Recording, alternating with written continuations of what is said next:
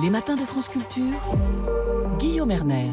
France Culture est partenaire du centenaire de la naissance de Primo Levi et notamment de l'événement Dire l'indicible qui propose aujourd'hui et demain débat et conférences autour de Primo Levi et de la violence politique. Vous retrouverez évidemment tous les détails sur le site de France Culture, franceculture.fr. Primo Levi, c'est évidemment cet écrivain juif italien survivant de la Shoah qui a connu Auschwitz et s'est donné pour mission de raconter, transmettre l'horreur des camps de la mort. Comment témoigner pour vivre ou survivre après le traumatisme de la torture, de la violence politique, forcément aussi physique et psychologique. Bonjour Joséphine Vuillard, vous êtes porte-parole du centre Primo Levi. Peut-être nous dire en deux mots en quoi consistent les missions de cette ONG.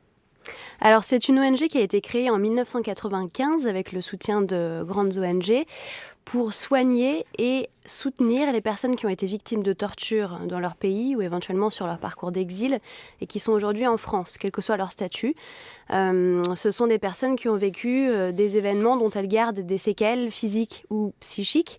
Donc on soigne ces personnes, on a des psychologues, on a des médecins, mais aussi des juristes et des assistants sociaux pour les aider à se reconstruire et leur offrir une prise en charge globale. Et alors qui sont ces gens que vous prenez en charge ?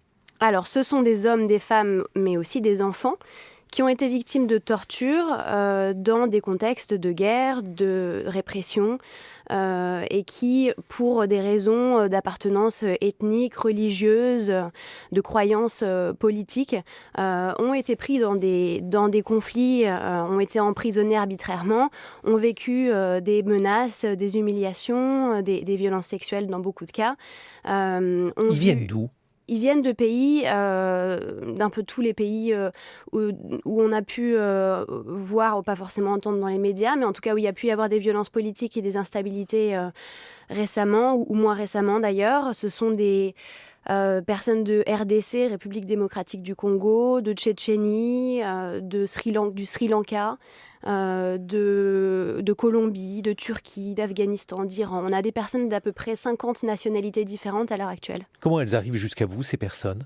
Elles arrivent en général par des partenaires qui sont des centres d'hébergement, des services sociaux, des hôpitaux même, qui se rendent compte qu'ils ne sont pas forcément à même de prendre en charge ces personnes. Au-delà de la diversité des cas, des trajets, est-ce qu'il y a des points communs parmi les personnes qui ont souffert de torture, de violence ? Joséphine Vuillard, vous qui êtes le porte-parole du centre Primo Levi. Alors c'est difficile de généraliser, mais ce sont des personnes qui souvent souffrent d'un sentiment qui est difficile à comprendre quand on n'a pas vécu ce qu'elles ont vécu, c'est la honte et la culpabilité. Et d'ailleurs, Primo Levi en parle dans son œuvre. Quand on a survécu à des événements atroces auxquels d'autres n'ont pas survécu, on a l'impression d'être illégitime à vivre encore. Et c'est un sentiment qui est vraiment au cœur de la clinique du centre Primo Levi. Et en fait, ça demande à ce qu'on retisse du lien autour de ces personnes qui sont très isolées et qui ont beaucoup de mal à créer du lien à nouveau avec leurs prochains. C'est-à-dire qu'elles se recroquevillent sur elles-mêmes ? Exactement. Elles s'isolent, elles ont beaucoup de mal aussi à raconter ce qu'elles ont vécu, ce qui les isole encore plus, parce que c'est des choses très humiliantes, parce que c'est des choses qu'elles ont envie de refouler.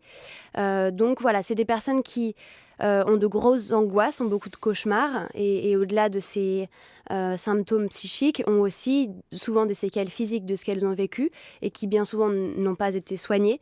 Et d'autre part, elles peuvent aussi beaucoup somatiser ce qu'elles ont vécu ou ce qu'elles vivent aujourd'hui, via des maux de tête, des maux de dos à répétition, des douleurs chroniques qui les empêchent réellement de vivre. Mais il y a une vraie gamme de comportements après la catastrophe. On l'a vu avec les rescapés des génocides rwandais ou également du génocide juif. Comment expliquer que certaines personnes parviennent à reprendre le dessus tandis que d'autres, hélas, n'y arrivent pas, Joséphine Vuillard ? Alors, je ne suis pas psychologue, j'essaierai de vous dire ce que les psychologues qui travaillent avec moi me racontent.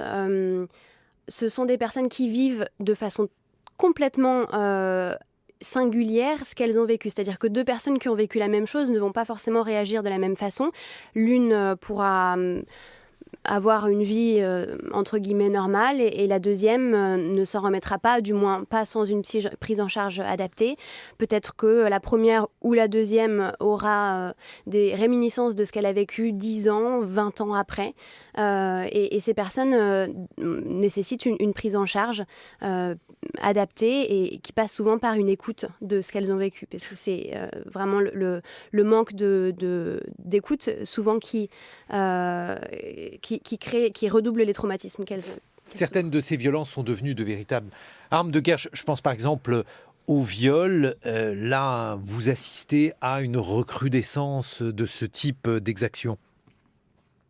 Une recrudescence, je ne sais pas. Je travaille au centre depuis 6 ans et je connais bien les activités du centre qui existent donc depuis 25 ans. Je sais qu'il est saturé depuis presque le début. On a aujourd'hui environ 400 places et on a des demandes de prise en charge tous les jours et ça n'est pas nouveau.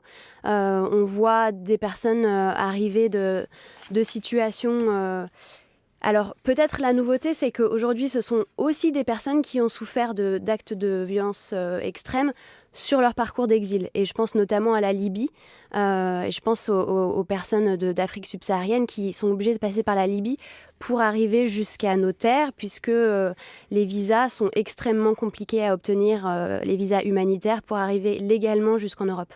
Merci Joséphine Vuillard. Je rappelle que vous êtes porte-parole du centre Primo Levi, un centre de soins et de soutien pour les personnes victimes de torture et de violences politiques. Les matins de France Culture, 7h-9h, Guillaume Erner.